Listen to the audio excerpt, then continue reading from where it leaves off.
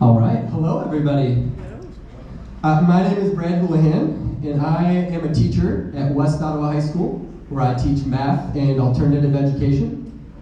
And I think my journey to healthy masculinity started the same way I presume many others did, by complete accident.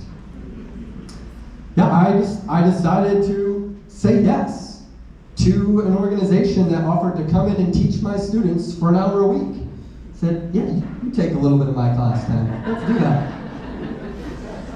Only it didn't take very long until Brad teaching my students became Brad teaching me.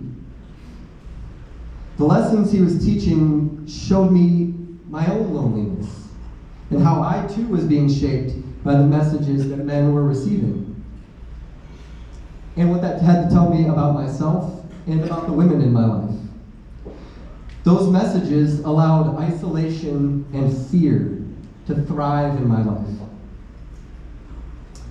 Seeing a healthier way that Brad was offering sparked in me a deep desire for growth and connection. And this connection in turn led me to the work with Champions of Healthy Manhood. And while being there, that grew into a passion to now share this with my students and men of the church. I want them to see better ways for growing and connecting, because I have experienced it. And I think this impact can best be exemplified in a student of mine that we'll call Will. So let's listen to Will's story. Will walks into the room, announcing his entrance on the first day with a tossing of a chair across the room, a phone pulled out, pretending to be a weapon, and a string of expletives flying ever so graciously from his lips. Will wanted everyone to know that he was the toughest person in the room. Will had faced many challenges in his life that had led him to believe that the only person he could trust was himself. A message that had been affirmed over and over again by masculinity, telling him to be tough, to do it alone, and to not feel any emotion. And for a while, that's exactly who he was. Tough on the outside, withdrawn.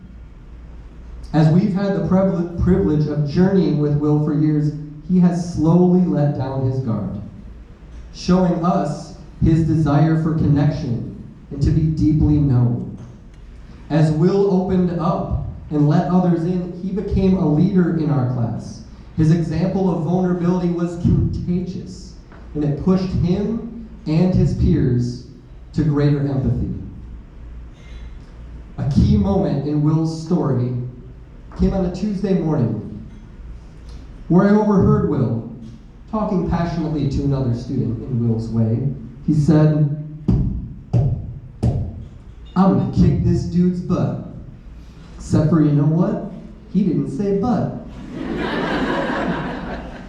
I stopped Will on the way out of class that day, and he opened up to me about what was going on. He said another student in the school had actually been saying some inappropriate things to Will's female cousin via social media. He said, "It's my job to support women in my life. That's what you and Mr. Brad taught me." So we went on to have a clarifying conversation. We asked, what might support look like? Encouraging him to talk to his cousin and consider the impacts his actions might have on her, along with asking her what her hopes were for the situation. He was grateful for the conversation, and it changed a bit of his perspective. And I wish I could say the story ended there, but Will is Will. And so he decided to confront that student anyway. Thankfully this time, Will used his words instead of his fists. And while it wasn't a perfect outcome, for Will, this is growth. And Will, like many of the students that we get to work with, is growing. He is on a journey to be a healthier man. for himself, for his community, and for the women in his life that he loves. And so it has been an honor and a privilege to get to work with Brad and teach young men about this journey. So, thank you.